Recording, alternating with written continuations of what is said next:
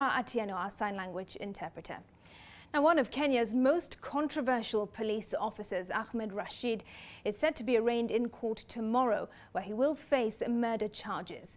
Rashid is wanted for shooting dead 2 young men back in March 2017. Now, tomorrow's arraignment comes hot on the heels of President William Ruto's move to shut down the dreaded Special Service Unit at the Directorate of Criminal Investigations. Well, tonight, NTV's Crime and Investigations Unit returns to Starehe, speaking to families who lost their loved ones to the dreaded Pangani 6 squad, as well as Rashid's defense counsel, as the police officer begs for mercy from the courts.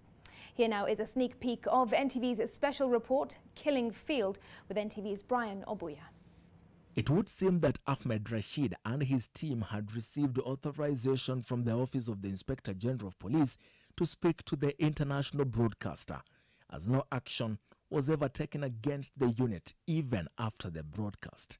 Civil society organizations view this as a formalization of the unit's operations. Do the police have any excuse to operate outside the law? Nowhere is the police allowed to operate outside the law. Not in this constitution, not in the Police Act, not anywhere. The Independent Policing Oversight Authority, IPOA, which is after Rashid, is also investigating the shooting of another pair of young men who had surrendered outside the Pangani police station in March of 2022 and is suspected to have been carried out by the Pangani 6.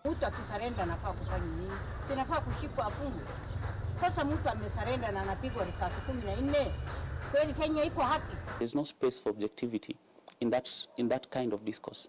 Apart from the long trail of murders, Ahmed Rashid is also accused of running an extortion syndicate that protects specific businesses belonging to specific people in Eastleigh.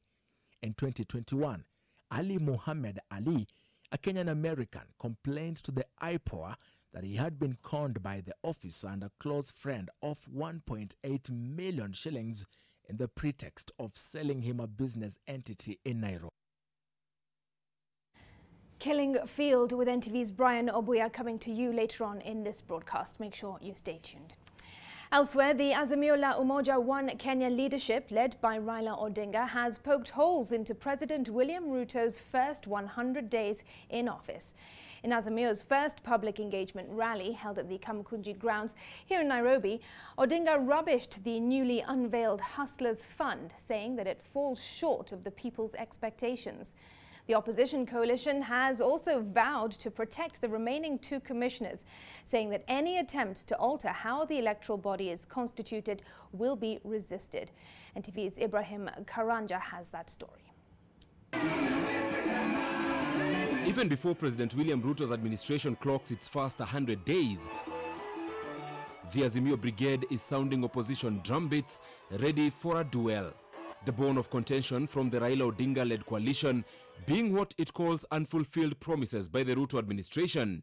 Top on the agenda, the cost of living and the delay in lowering prices of commodities. Gharama maisha imepanda. Si imepanda kabisa. Maisha imepanda sana. Chakula iko kali. Bei ya nauli ya kusafiri iko kali.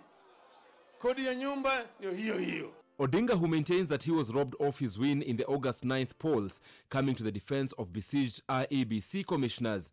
Hawa ma-commissioners wanne tunataka mpaka warudishwe pale wako. Warudishwe pale. Alipana Ruto mpaka azuiliwe kuteua tume nyingine ya uchaguzi ambayo ni yake, ni kama kargosi yake. Kama amefanya namna hiyo, kutakuwa kuna uchaguzi katika taifa letu. Tumeelewana vizuri? Leta vizuri. Sasa haya ni maneno ambayo tutaangalia mwaka ikianza. Hao makamishna walitumia haki yao ya kusema la. Tukikubali hao makamishna waende, hakuna mtu atafuatilia haki yake hii Kenya. Utafinyiliwa. Ukiwa kwa board, chairman wako aseme ndio, huwezi ukasema la. The leaders also poked holes into the recently launched Hustler Fund, drawing parallels with Odinga's promise of social protection of a monthly 6,000 shillings. Sisi tulisema nguruwe sita. Si mnajua? Tungaje nguruwe sita? Mjue sasa hii ambayo amepatia nyinyi ni deposit ile nguruwe sita. Wakitoa chukua. Lakini hapana sema asante. Maana yako ni mali yenu, sio? Mwambie tena kesho nitarudi, sio? Lakini hapana kusema asante. Pesa ya Hustler Fund haijaidhinishwa na bunge. Hiyo ni kinyume cha sheria. Mawaziri wale wamechaguliwa, historia yao ukiangalia hawafai kikatiba. Treasury haijaidhinisha. You have a duty to explain to this country. Hizi pesa mmezitoa wapi? Wangapi wanasema tunataka tujue? Terming the government as dictatorial, Azimio vowed to oppose every move that they deem unfavorable for the country, even as they maintain that the Azimio promises will come to pass. With a firm promise for parallel Jamhuri Day celebrations on the 12th of December, Raila Odinga has issued a notice to President William Ruto, stating that they do not need any permission from his government to either converge or demonstrate. Sio lazima tuende kwa sherehe ya mtu mwingine. Rais atakuwa na sherehe yake kule Nyayo Stadium. Lakini sisi na Wakenya wenzetu tutaenda kule Jacaranda Grounds. Wakati ukifika tuhitaji maandamano